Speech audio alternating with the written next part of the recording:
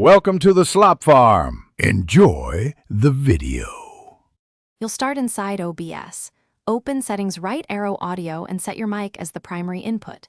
Make sure sample rate matches your audio interface, typically 48000 HC, to avoid drift. Next, add an audio input capture source if you haven't already, so OBS routes the correct device.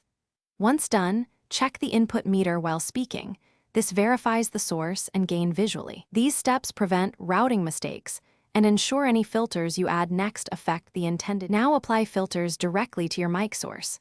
First, add a noise gate. Set the close threshold slightly above idle noise and the open threshold just below your speaking level. This blocks quiet background hum. Then add noise suppression.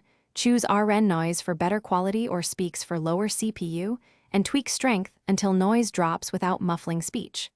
Finally, insert a compressor to even out peaks and reduce perceived hiss. This keeps your voice steady and lets the suppression work more effectively.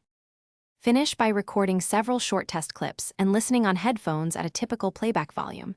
This reveals artifacts or breathing sounds introduced by filters. Monitor the OBS audio mixer while speaking, and if latency or clipping appears, open advanced audio properties to adjust sync or monitoring.